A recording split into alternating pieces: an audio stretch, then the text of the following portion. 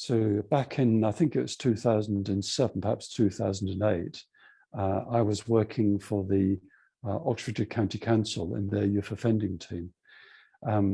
So what we have certainly in England and Wales, is our youth offending teams connected with the different county councils. And what happens is that young people who come before the courts for the first time, assuming their offence isn't too serious, and assuming that they're going to plead guilty to the offence, come before what's called a referral order panel. So I trained up to be involved in these referral order panels back in late 2005. So I was now fairly experienced and was what's called a panel leader. So one afternoon during, I think it's the summertime, I found myself in a small town called Bicester, which is just outside Oxford, a small market town. The youth offending team had a small sort of outlying office there, and they'd arranged a meeting. So the crux of the meeting was we had a young guy who was probably about 14 or 15, and he'd had a Saturday job, and he'd evidently had his hand in the till. So he was stealing money from his employer. And he'd obviously been caught doing that, and had gone to court, pleaded guilty, and been given this referral order. Unbeknownst to me, before I arrived at the office, I think all the information I had on the case was pretty well about as much as I've just related to you people. Various people then started to arrive, which was the young guy himself with his youth offending officer. That was quite unexpected. That was quite expected, quite normal. Wasn't quite expecting his mother to be there, but she was there, and she wasn't in a great mood. I think the whole thing, for some reason, had been delayed by some time. And then I was also slightly surprised I hadn't been notified that the actual shop owner was there with a co-worker, and I was also had a colleague who just about finished her training. So there were quite a number of us in this room. So, but the crux of it fell down to me to run this meeting. And the usual way these things work is after you do the initial introductions, you get the offender, or the young offender in this case, to talk about what happened. Now, they can often be quite brief. They're obviously sort of quite pretty nervous, a bit anxious about these situations. So I guess he was probably quite brief. And then after he'd said his bit about why he'd been taking the money and so on, I turned to the young woman whose shop it had been stealing from, and asked her to describe how she found out about the theft. So she started talking, and I guess in some point in the proceedings, I must have asked her how she felt about the whole thing. Now, this is one of the key moments of these things, is when you ask, these can be sort of $64,000 questions. And I think she looked to me and probably looked at the young guy and said to me, or said to him, "People told me not to trust him." And then she said, followed that up, if that wasn't bad enough, she said, "And now I don't feel I can trust anybody." So I looked at the young man, and I can't remember whether I actually said anything to him or not. And I probably just looked at him. And that's just one of the skills of the work, is actually to be able to engage people with a sort of non-verbal communication. So I gave him a sort of, let's call it a Shantiprabha look, which is as much to say, how are you going to respond to that young man? And he looked at her and he said, "If I'd have known that it was going to have that effect on you, I would never, ever dreamed of stealing the money in the first place." And it was such a moment in the dynamic. And thereafter, they started talking to each other. But it was like such a key moment, because he, for the first time, had realized the full impact of his actions on another person. I guess up until then, he'd been stealing a bit of money from the till. Probably wasn't a huge amount. He probably thought it wasn't going to affect her very much. But suddenly he's confronted with somebody who's now saying, you've just destroyed my faith, my confidence in human beings. You know, that's a huge thing. But he actually took it on board, and he responded so brilliantly. I mean, he wasn't an exceptional guy. You know, he's just an ordinary 14, 15-year-old, sort of average intelligence probably. But it was just really quite magical how he did that. And it just cemented the whole thing. And at the end of that meeting, she agreed to allow him to help her redecorate her shop. It was going to be under supervision, obviously, but she agreed to allow him to supervise the redecoration of the shop. So what I'd like to propose is what happened between them is that when he took on board what she said to him about not being able to trust anybody anymore, his response was actually an apologetic response. He didn't actually say that I can remember, I'm sorry. He didn't say I apologize, but his response said, I understand the impact of my actions on you, and I'm really deeply sorry. And I think the fact that she then was able to allow him, well, even to sort of engage in a constructive conversation afterwards, the fact that she allowed him to come back into that shop and help her redecorate it, I think that shows that she actually effectively forgave him as well. And I don't think, again, that she actually used that language. She didn't say, I forgive you. But I think the fact that she actually allowed him back into her space was indicative of the fact that she had forgiven him. And it's like moments like those that really make that sort of work really, really sort of amazing, really beautiful, when the sort of social personal fabric between people has broken down, but actually it gets reconstituted, maybe even reconstituted on a different level. So I think that's one of the reasons that I got involved in it in the first place. So that was one example from my youth offending work. I thought I'd run that past you as a sort of intro into the evening. From there, whilst I was doing the youth offending work, I was also working in a local prison, or two local prisons. I also then started later working for the probation service, doing the same work, restorative justice work, but with adult offenders rather than youngsters. And I did that for another further 3 or 4 years. And until I left, I think in 2011, ended up moving up to Birmingham. And I suppose, I guess I see the whole thing as an aspect of my Buddhist practice. So how is that? And what does Buddhism, how did I come to be doing restorative justice work? And how does forgiveness figure in Buddhism? So let's have a look at that. So I guess my personal story, and a part of my biography that Akasharaja sort of deliberately missed out, was a little period from 2002 up to 2005.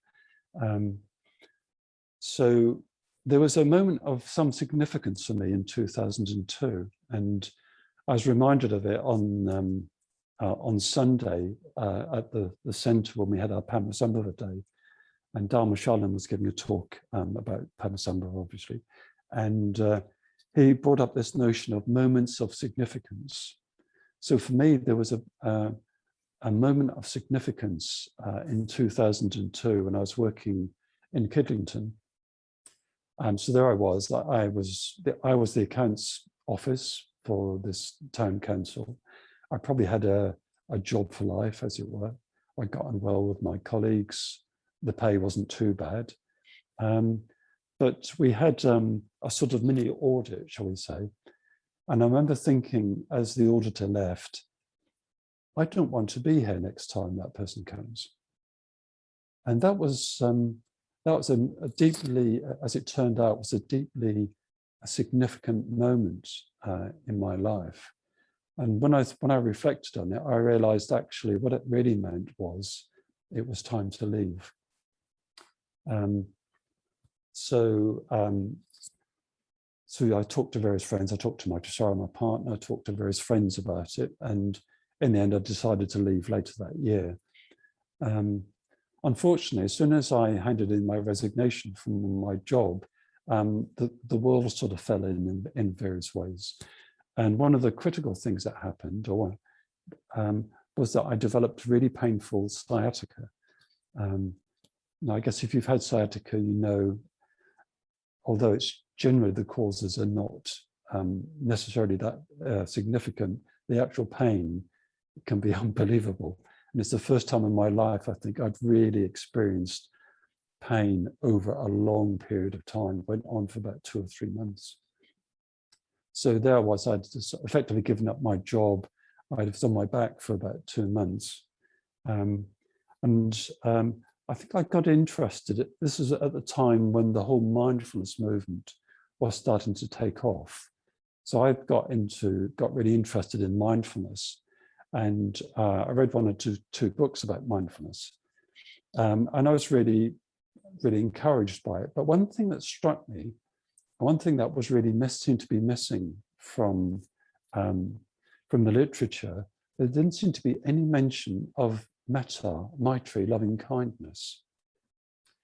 So what I determined to do, and the way things panned out, was a year or 2 later, I had the opportunities to do a long solitary retreat at Dharmakosha, which is a retreat centre in a beautiful part of Scotland. And they've got this solitary hut, which is about 2 or 3 kilometres away from the main retreat centre up on the mountainside.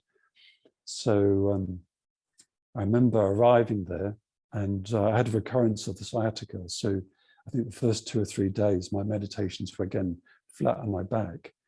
So what I decided to do was to direct loving kindness towards the pain, in the same way that the mindfulness people have been talking about developing mindfulness, being aware of pain. I decided to develop loving kindness towards this pain, this sciatica. But it didn't actually stop there. So over the next while, I moved on from just the physical pain side of things, and I started looking at different aspects of my experience of my life. And I started directing loving kindness towards all different sorts of pain, to various emotional pains. And I started considering times when I might have harmed other people, when other people might have harmed me, and actually just recalling those instances and directing loving kindness towards those as well. And so this is the sort of process I went through. And so if you can imagine, there I was all by myself in this sort of, I guess you'd call it a sort of garden chalet up on this wild Scottish hillside being blasted by the wind, directing metta towards every conceivable painful experience that I could recall that either I'd had or that I'd inflicted on anybody else, and directing loving kindness, maitri, towards that experience. And one day, when I got up from my practice, I suddenly had this sort of mini revelation, and I suddenly realized what I wanted to do with the rest of my sort of working life. And that was to work in forgiveness and reconciliation. And so I think at the time, I didn't really know what that was going to be. I knew about Angulimala through another friend, and he'd been encouraging me to do prison work. So that seemed one option. Yeah, so that I came away from that 2-month solitary retreat thinking, this is how I want to devote the greater part of my life, to forgiveness and reconciliation. And to cut a fairly long story short, I came across the Oxford Youth Offending Service. So I trained up to be a referral order panel leader, and later became a restorative justice officer with the probation service and a Buddhist chaplain. So that's how I got into, that's my sort of my road or my path into forgiveness. I think what I didn't realize at the time, and I think I've only really just realized that maybe even within the last few days, certainly the last few months, is there's something about what you might call self-healing. So I think I've sort of recently realized what I was doing, if it's not, maybe it's quite obvious, but what I was doing up at Dhanakosha was I was going through a process of self-healing by developing this loving kindness towards painful experience. And I've recently discovered, I'm reading accounts of other people who've forgiven some really unpleasant things, that a lot of a common aspect of their experience begins with self-healing. So the aspect of loving kindness is really critical there. So I think I've only really recently realized that I'd inadvertently started a course of action by doing that loving kindness practice, which was going to almost inevitably going to take me in the direction of forgiveness, if there's inevitability in life. So that's my sort of more personal path towards forgiveness. So what I'd like to do now is look a bit more about forgiveness in Buddhism. And I must admit, I was quite shocked when I started preparing this talk a couple of months ago, when to see what the Buddhist tradition actually says about forgiveness. And I think essentially it doesn't really say very much at all. Another friend of mine who's very, very skilled in doing very quick searches on the internet, very kindly did a scan of the whole Pali Canon for me a few months ago, just searching for the word forgiveness in the Pali Canon, and he came up with two instances. And I'll just relate one of those to you. So the first one is, there's a sutta called the Badali Suta. And in the Badali Suta, there's a bhikkhu called Badali, who's got, essentially has got an eating problem. And so you're probably aware of this, the bhikkhus and bhikkhunis had this rule that you had a 12 o'clock eating rule, and he couldn't hack it. And he went to the Buddha and says, I can't handle this one meal a day business.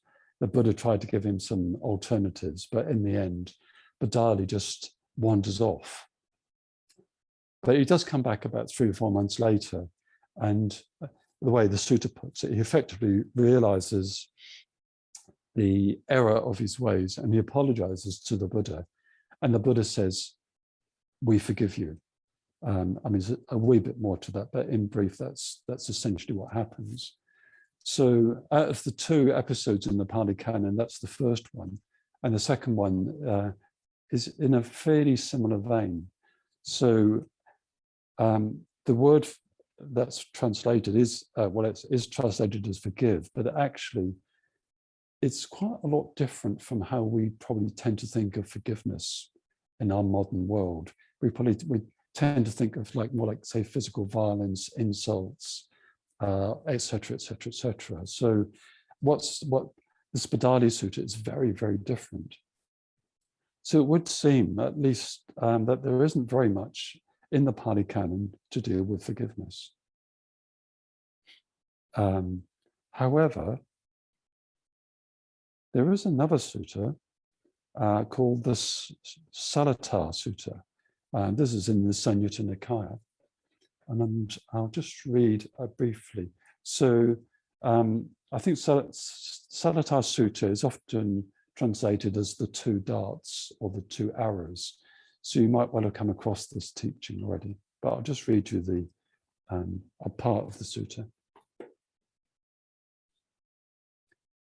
So forgive the language of the translation. So when an untaught worldling is touched by a painful bodily feeling, he worries and grieves. He laments, beats his breast, weeps, and is distraught. He thus experiences two kinds of feelings, a bodily and a mental feeling. It is as if a man were pierced by a dart, and following the first piercing, he is hit by a second dart. So that person will experience feelings caused by two darts. It is similar with an untaught worldling. When touched by a painful bodily feeling, he worries and grieves. He laments, beats his breast, weeps, and is distraught. So he experiences two kinds of feeling, a bodily and a mental feeling. Having been touched by that painful feeling, he resists and resents it. Then, in him who so resists and resents that painful feeling, an underlying tendency of resistance against that painful feeling comes to underlie his mind. So essentially, what the sutta is getting at is that the two darts. So we have something that happens to us that causes us pain, it causes us suffering. But then the way that we usually relate to that suffering causes us further suffering. That's the second dart. In fact, I'd also almost go as far as to say, actually, there's three darts. Because what the second dart does, just reread that. And that painful feeling, i.e. the one caused by resistance and resentment, that painful feeling, an underlying tendency of resistance against that painful feeling comes to underlie his mind. i.e. not only is it just a feeling, not only its thoughts, but actually it starts to influence our minds. So it actually starts to influence the way that we perceive the world. So not only has something painful happened to us, not only have we then reacted to it, but then that reaction then goes on to starts to change the way we perceive the world. So we start to perceive the world in a different way. And almost inevitably, the way we perceive the world is probably going to be more negative than the way we saw it before. There's almost like there's actually three darts rather than just the two, but two is bad enough.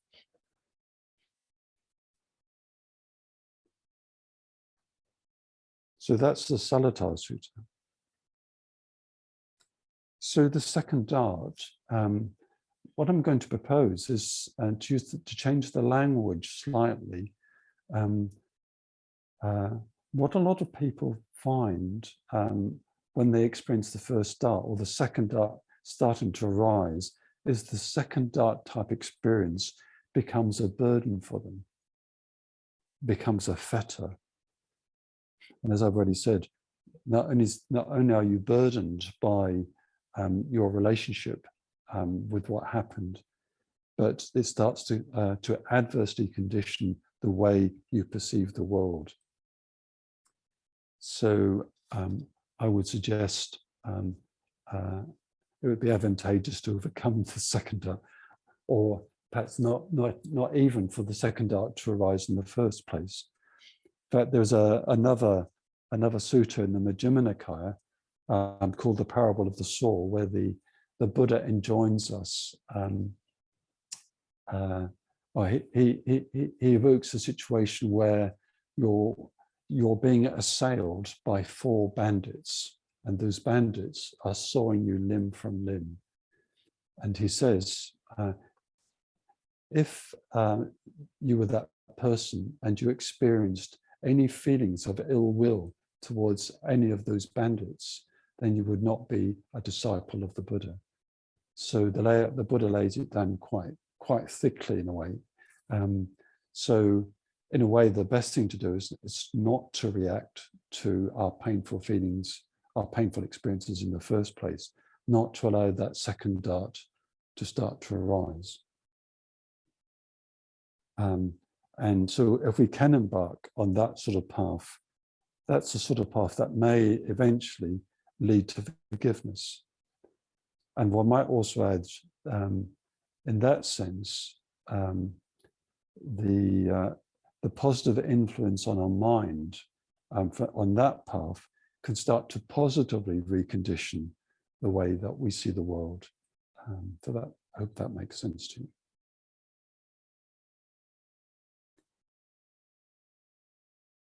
So this forgiveness, how do we go about developing forgiveness, or can we actually develop forgiveness? So I'm going to propose that there's, broadly speaking, there's two separate paths to forgiveness. And I'm going to call them, for want of better terms, conditioned and unconditioned. And what I mean in this sense by the terms conditioned and unconditioned is that conditioned arises in dependence on something, let's call him the perpetrator, has done. Or yeah, I'll explain what I mean by that in a sec. The unconditioned arises completely independently of anything the perpetrator has or has not done in mitigation of the initial act. So I propose that in the former, for a conditioned form of forgiveness to arise, that's really going to be dependent on an apology.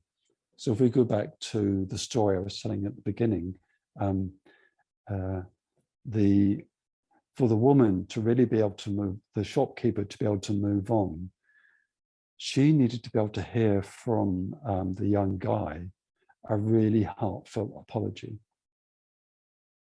And what apology means in this sense for me, from my experience working, particularly in the criminal justice system, is that apology doesn't just mean saying sorry. In fact, as I've already indicated, it might mean the word sorry might not ever occur. But what needs to be communicated is a sense from the perpetrator that they've really understood the impact, you might even say the import of what they've done. So in the case of the young man, he was able to see the effect of his actions on that young woman. And they were massively more significant than he could ever have imagined, but they were significant, but he saw them. And he was actually able to say to her, if I'd have considered that that was going to happen, I would never, ever have dreamed of stealing the money. So he fully understood the impact of those actions on her. And he was able to communicate that to her. He looked her directly in the eye when he said that. And if someone's, so if that dynamic happens, it then gives the person who's been affected the chance to respond positively, because they now know that they've really been heard.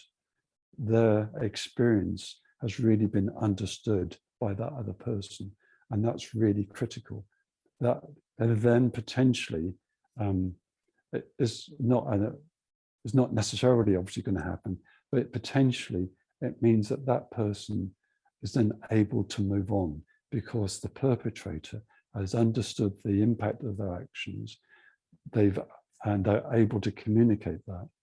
And one of the things that does, and I think this is quite important from a Buddhist angle, it starts breaking down the stereotype that you might have.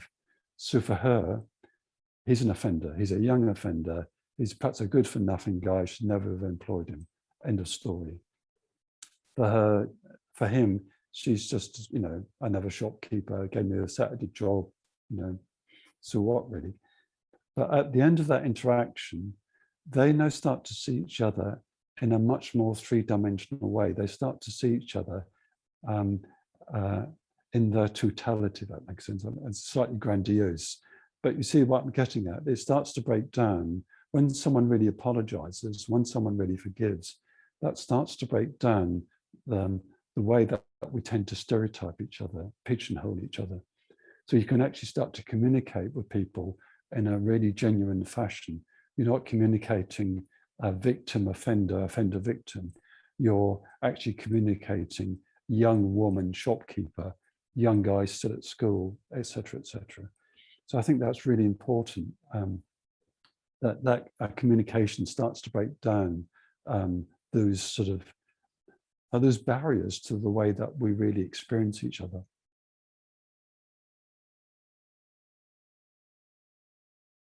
Yeah, so, you know, the people are no longer just faceless victims, they're no longer just faceless offenders.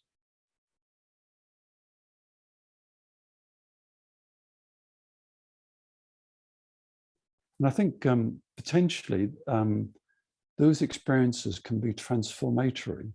This is another thing that we can consider. That if your perception of another person is really opened up, then that allows you to change, and it allows the other person to change as well, because you're starting to relate to yourself, you're starting to relate to another person in a much more positively dynamic, way. So it can be positive, it can be potentially transformatory, maybe even pushing it to its limit, insightful. So that's the conditioned path, what I've called the conditioned path. The unconditioned path is an interesting one, and this seems to be starts off as a completely internal process. And I've read in recent times quite a number of accounts of people who've seemingly forgiven what you might call the unforgivable. So in particular, I've just finished reading a book, it's on my bookshelf, I can't really show you very easily, but by a woman called Marion Partington that you may or may not have come across. Her sister, Lucy, was one of the victims of Fred and Rosemary West in Gloucester. So the book is a autobiographical book by Marion, talking about her process of coming to forgive the Wests for what they did to her sister. And I must admit, until I read her book and did a little bit more research, I didn't fully appreciate just how bad what the Wests did. I just thought they were multi-murderers, but it was, I won't go into finer detail, but it was pretty unpleasant. But she was able, knowing the full story of, or as far as anyone can understand what happened, she was able to actually forgive the Wests. But it's interesting that her story, her process begins with a process of self-healing. In a sense, a bit like me, but on a much grander scale, she realized she had a lot of aspects about her own being that she really needed to address. The way that she'd been harmed, that she'd harmed other people, the way that she behaved when she was younger. So she actually embarked on quite a process of self-healing. And it was actually through her process of self-healing that eventually she became to this ability to forgive the Wests. And what it seems is that if you can go through the self-healing, seeing the harm you've done, seeing the adverse effect on things that have happened to you, what can then happen, what may happen, is you start to develop a real sense of empathy. And in dependence on that sense of empathy, you can start to develop a much broader compassion for all beings, for humanity, for all other beings. And that can then also really focus in on a specific individual. So for Marion, it focused in on Fred and Rosemary West. So that seems, there can be other sort of aspects to the path as well, but that seems to be some of the broader steps that people go through. But it does really seem to begin with this thing of self-healing, or this critical juncture of self-metta. So yeah, so that's the path that she took, and it's I've just described it in just a few minutes. I think for her, that process took a decade, or maybe more than a decade. So it was quite a significant process for her. So for some people, that process can happen quite easily.